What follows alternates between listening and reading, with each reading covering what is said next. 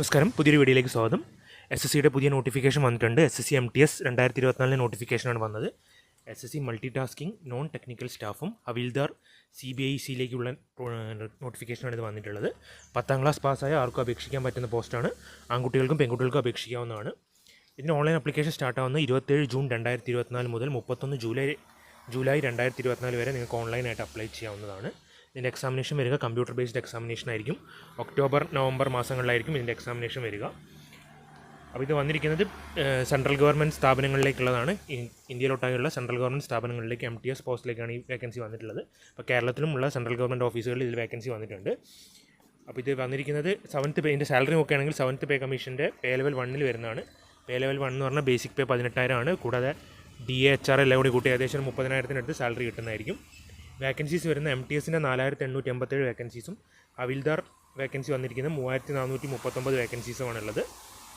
പിന്നെ ഇതിൻ്റെ main details വരുന്ന ഏജ് ലിമിറ്റ് നോക്കുകയാണെങ്കിൽ August 1, 2024 വെച്ചിട്ടാണ് കാൽക്കുലേറ്റ് ചെയ്യുക. 18 മുതൽ 25 വയസ്സ് വരെയുള്ളവർക്കാണ് ഇത് അപേക്ഷിക്കാൻ പറ്റുക. അതായത് 2 August 1999 August 1, 2006 ഇടയിൽ ജനിച്ചവർക്കാണ് MTSന് അപേക്ഷിക്കാൻ പറ്റുക.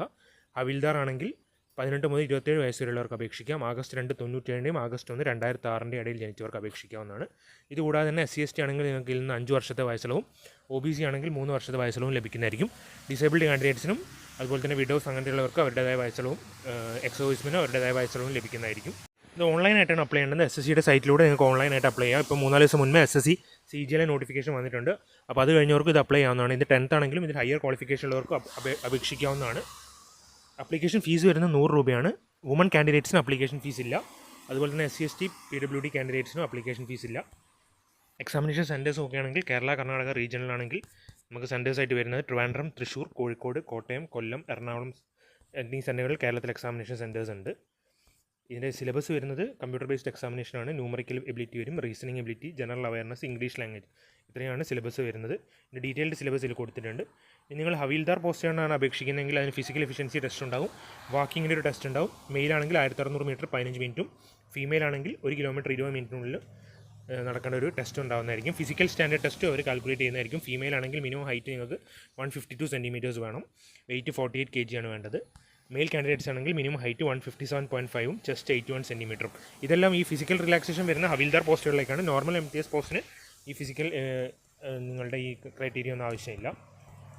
അപ്പോൾ ഇത്രയും അതിൻ്റെ മെയിൻ ഡീറ്റെയിൽസ്. അപ്പോൾ ഇത് അപേക്ഷിക്കാൻ താല്പര്യമുള്ളവർ പെട്ടെന്ന് തന്നെ SSCയുടെ സൈറ്റിൽ കയറി അപേക്ഷിക്കുക. അപ്പോൾ നിങ്ങൾക്ക് സെൻട്രൽ ഗവൺമെൻറ് ജോലിയാണ്, 60 വയസ്സിൽ നിങ്ങൾക്ക് ജോലി ചെയ്യാവുന്നതാണ്. കേരളത്തിൽ തന്നെ എന്തായാലും MTS പോസ്റ്റിൽ നിങ്ങൾക്ക് അത്യാവശ്യം നല്ല റാങ്കൊക്കെ ഉണ്ടെങ്കിൽ കേരളത്തിൽ തന്നെ പോസ്റ്റിംഗ് കിട്ടുന്നതായിരിക്കും. പിന്നെ ഉയർന്ന പ്രൊമോഷൻ ടെസ്റ്റൊക്കെ നേടി നിങ്ങൾക്ക് LD UD അങ്ങനെ പ്രൊമോഷനായിട്ടും കയറാവുന്നതാണ്. അപ്പോൾ ഈ വീഡിയോ യൂസ്ഫുൾ ആണെങ്കിൽ ലൈക്ക് ചെയ്യുക. അതുപോലെ തന്നെ ഫ്രണ്ട്സിനൊക്കെ ഒന്ന് ഷെയർ ചെയ്യുക.